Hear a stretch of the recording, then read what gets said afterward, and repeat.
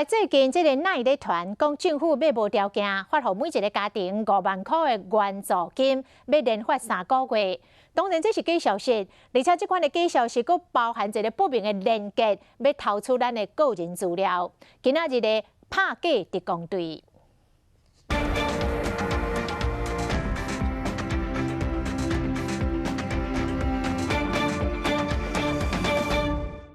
扩大对象根本就吃不到，老百姓都是被耍的。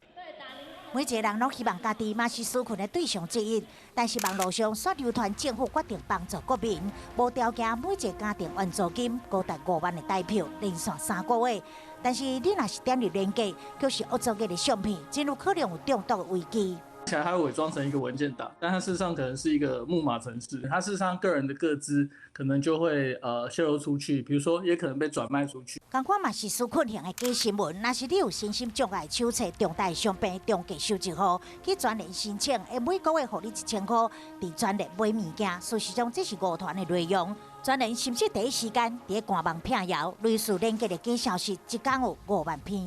很多的新的手法，比如说他通常会看到像是母亲相关的这个贴图的社团，我就会送你免费的母亲贴图，然后限时的贴图等等。 看到连结的时，先查可信的主流媒体大代志，无可能无报道。另外观察连结，假使网址点入电线是境外网页，无适用发布台湾公共政策，将有2点关键就无容易被骗，以免造成治安风险。